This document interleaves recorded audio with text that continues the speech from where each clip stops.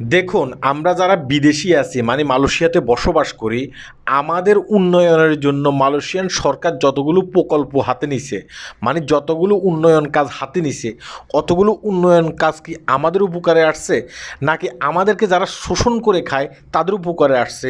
কথাগুলো শুনলে আপনারা বুঝতে পারবেন। দেখেন, মালয়েশিয়ান সরকার ইপিএফ চালু করছে। কার জন্য চালু করছে? সেটা আপনার জন্য, আমার জন্য, ভালোর জন্য চালু করছে।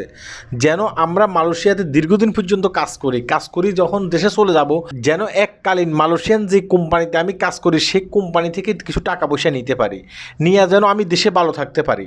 এই কারণে দেখা গেছে কি শ্রমিকদের কাছ থেকে কিছু টাকা নেয় এবং কি দেখা গেছে কি মালিক পক্ষ থেকে কিছু টাকা নেয়। এই টাকা নিয়ে মালয়েশিয়ান গভর্নমেন্ট একটা অ্যাকাউন্টে জমা রাখে, সে অ্যাকাউন্টের পিনকোড সহকারে আপনার কাছে দিয়ে দেয়।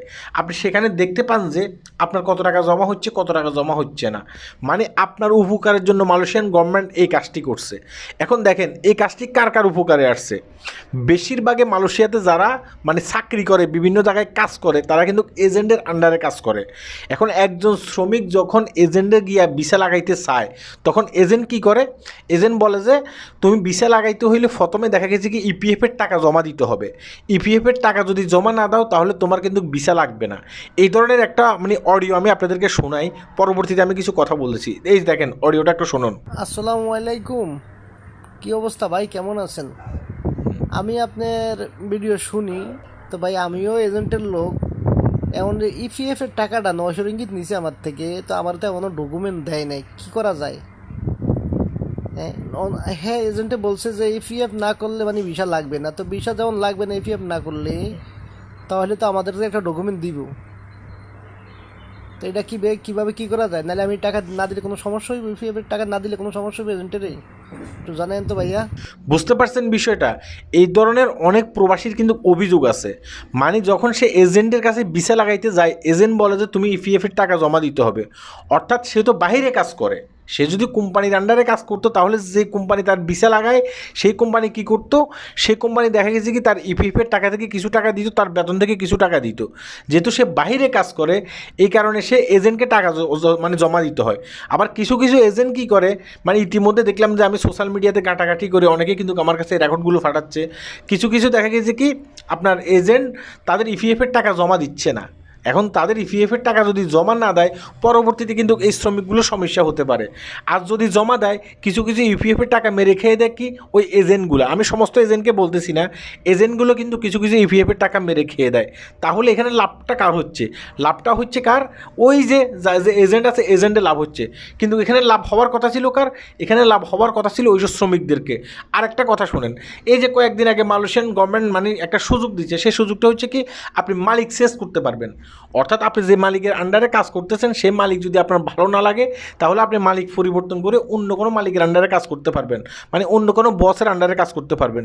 এখানে লাভ হয়েছে কি, আপনি যদি হাতে গোনা দেখেন, শুধুমাত্র হয়তো বা কিছু মানুষ মালিক চেঞ্জ করছে, সমস্ত মানুষ কিন্তু মালিক চেঞ্জ করতে পারে নাই। অর্থাৎ আমরা যারা প্রবাসী আছি আমরা কিন্তু ওইভাবে মালিক চেঞ্জ করতে পারিনি, সেখানেও কিন্তু মালিক পক্ষেরও লাভ আছে।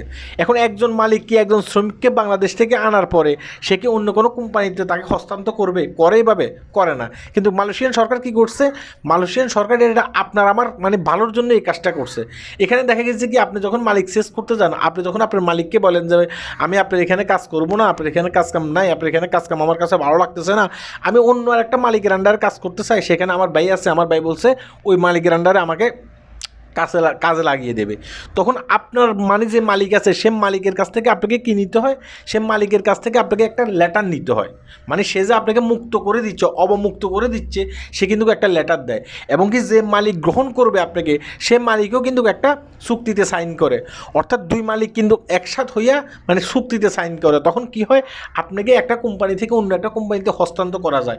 বিস্তারিত কিন্তু আমার আগের ভিডিওগুলো তো দেখে আসবেন, কিংবা এরকম অনেকে ভিডিও করে যায়, দেখে আসবেন। এখন একজন মালিক কি আপনাকে ফাও মানে আরেক জায়গায় হস্তান্তর করে দেবেন? না, ফাও সে হস্তান্তর করে না। কিছু কিছু মালিক করে, কিন্তু বেশিরভাগই মালিকই করে না।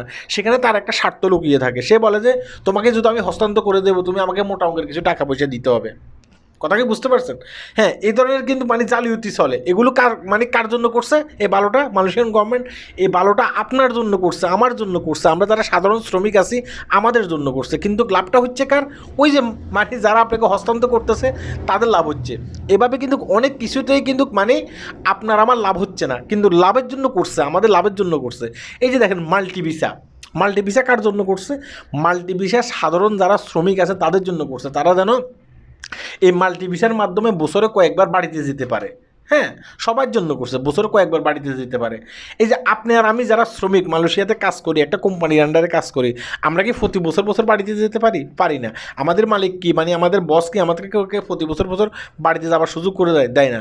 কার জন্য এই সুযোগটা হচ্ছে ব্যবসায়ীদের জন্য। একজন ব্যবসায়ী চাইলে কিন্তু যে কোনো সময় দেশে যেতে পারবে, দেশ থেকে আসতে পারবে। তাহলে এখানেও কিন্তু সকলের জন্য এই সুযোগটা করছে মালয়েশিয়ান গভর্নমেন্ট, কিন্তু সকলে এই সুযোগটা পাইতেছে না। এই সুযোগটা পাইতেছে কিছু কিছু শ্রেণীর মানুষ এই সুযোগটা পাইতেছে। তাই আমি আপনাকে বলবো যে ভাই, এগুলো চিন্তা করে লাভ নেই। কখন মালয়েশিয়ান গভর্নমেন্ট একটা সুযোগ দিচ্ছে সমস্ত শ্রমিকের জন্য এটা কল্যাণকর হবে, এই ধরনের একটা সুযোগ দিচ্ছে, সেই সুযোগের অপেক্ষায় আপনি আছেন। ভাই দেখা গেছে কি আপনি যতটুকু উপকার পাবেন, হ্যাঁ, তার চেয়ে বেশি উপকার পাবে আপনাকে যারা শোষণ করতেছে, তারা এর চেয়ে বেশি উপকার পাবে। আশা করি আমার কথাগুলো বুঝতে পেরেছেন। হ্যাঁ, আল্লাহ হাফেজ।